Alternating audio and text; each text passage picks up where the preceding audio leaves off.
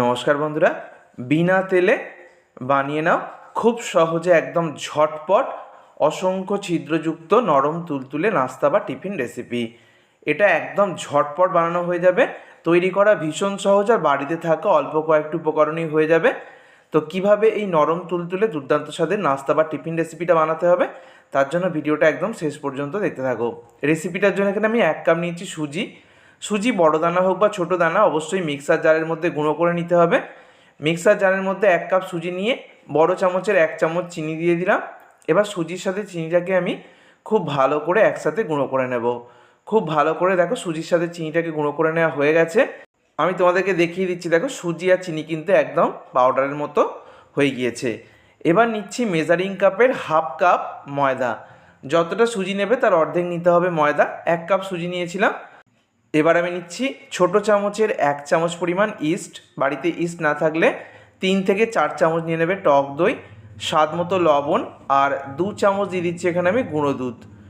তো যদি এখানে দুধ দিয়ে ব্যাটার তৈরি করো তাহলে গুঁড়ো দুধটা দেওয়ার প্রয়োজন নেই। আমি যেহেতু জল দিয়ে ব্যাটারটা করবো তাই 2 চামচ গুঁড়ো দুধ দিলাম। সব কিছুকে মিশিয়ে নিয়ে এবং মেজারিং কাপে 2 কাপ দিয়ে দেবো জল। একটা নির্দিষ্ট বাটি বা কাপ মাপ করে সমস্ত উপকরণগুলো নেবে, তাহলে একদম পারফেক্ট হবে। 2 কাপ জল দিয়ে দিয়েছি। এবার সব কিছুকে একসাথে আমি ব্লেন্ড করে নেব। সব কিছুকে একসাথে আমি সুন্দরভাবে ব্লেন্ড করে নিয়েছি।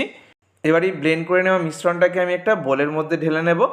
মিশ্রণটা পাতলার দিকে রাখতে হবে, ঘন কিন্তু কোনোভাবেই করা যাবে না। এখন মিশ্রণের ঘনত্বটা কীরকম রয়েছে সেটা আমি তোমাদেরকে দেখিয়ে দিচ্ছি। আমি বোলের মধ্যে সম্পূর্ণ মিশ্রণটা ঢেলে নিয়েছি। তো একটা হাতায় করে একটু ফেটিয়ে নিয়ে আমি তোমাদেরকে দেখাচ্ছি, দেখো ওপর থেকে ফেলে মিশ্রণটা কিন্তু পাতলার দিকেই রয়েছে। এর থেকেও বেশি ঘন করার কিন্তু কোনোভাবেই করা যাবে না, ঘন যেন বেশি না হয়। আর হাতার পিছন দিকটা আমি দেখিয়ে দিচ্ছি, এরকম একটা আঙুল দিয়ে টেনে দেখলে দেখো একটা লেয়ার বা দাগ কিন্তু পড়ে যাবে। তো তখনই বুঝবে একদম পারফেক্ট ব্যাটার হয়েছে। খুব সামান্য বেকিং পাউডার এখানে আমি দিয়ে দিলাম। 1 চামচের 3 ভাগের 1 ভাগ বেকিং পাউডার দিয়ে বেকিং পাউডারটাকে মিশিয়ে নিচ্ছি এখানে ব্লেন্ডারের মধ্যে। এই বেকিং পাউডারটা একদম শেষে দিয়ে মিশ্রণটাকে আরও একবার তোমরা ব্লেন্ড করে নিতে পারো। আমি হাতা দিয়েই মিশ্রণটাকে রেডি করে নিলাম। আবারও বলছি, মিশ্রণের ঘনত্বটা কিন্তু পাতলাই রাখতে হবে, ঘন করা যাবে না। প্রয়োজন হলে আরও একটু জল তোমরা মিশিয়ে নেবে। আচ্ছা, ফ্রাইং প্যানের মধ্যে খুব সামান্য তেল দিয়ে তেলটাকে সম্পূর্ণ মুছে নিতে হবে, একটুও তেল রাখা যাবে না। প্রথমবারই কিন্তু এই তেলটা দিতে হবে, তারপরে কিন্তু আর তেলের কোনো প্রয়োজন নেই, একদম বিনা তেলেই রেসিপিটা হবে। তো বেশ কিছুটা আমি মিশ্রণ ওপর থেকে এইভাবে ঢেলে দিয়েছি, আর ঢালার পরই দেখতে পাবে একদম অসংখ্য জালি বা ছোট ছোট ছিদ্র এরকম তৈরি হবে। দেখো একদম সামনে থেকে দেখিয়ে দিচ্ছি, একদম প্রত্যেকটা পার্টে দেখো ছোট ছোট ছিদ্র তৈরি হয়েছে। আর এগুলো কিন্তু একদম ঝটপট হয়ে যায়, 20 থেকে 25 সেকেন্ডের মধ্যেই দেখবে ওপরটা শুকিয়ে যাবে। তারপর উল্টে পাল্টে এটা 30 সেকেন্ডের মধ্যেই রেডি হয়ে যাবে। একটা নাস্তা রেডি করতে 30 সেকেন্ডের বেশি লাগবে না। তো একটা আমার রেডি হয়ে গেল, দেখো কত জালিদার, কত ছিদ্র তৈরি হয়েছে দেখো। আর এগুলো একদম নরম তুলতুলে হয়। আরও একটা দেখিয়ে দিচ্ছি। তো এরপর থেকে দ্বিতীয়টার ক্ষেত্রে কিন্তু কোনো রকম তেলের ব্যবহার আর করতে হবে না। আর গ্যাসের ফ্লেমটাকে কিন্তু একদম শেষ পর্যন্ত রাখবে, একদম লোতে, একদম লো ফ্লেমে রেসিপিটা হবে। দেখতেই পাচ্ছ ব্যাটার দেওয়ার সাথে সাথেই কিন্তু অসংখ্য ছোটো ছোটো ছিদ্র তৈরি হবে। তারপর যখন ওপর দিকটা শুকিয়ে যাবে এটাকে উল্টে পাল্টে জাস্ট 10 সেকেন্ড মতো নেড়ে চেড়ে নিয়ে তুলে নেব। 30 থেকে 40 সেকেন্ডের মধ্যেই কিন্তু প্রত্যেকটা নাস্তা এইভাবে রেডি হয়ে যায়।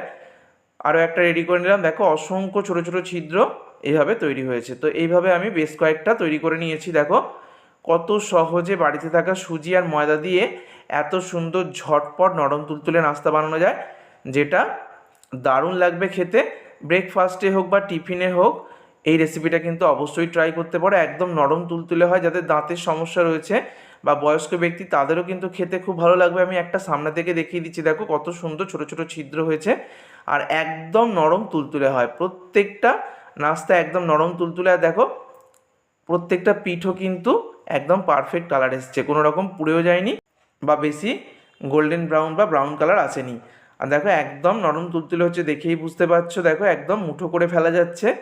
একদম তৈরি করার 12 ঘন্টা পরেও কিন্তু এরকমই সফট থাকবে।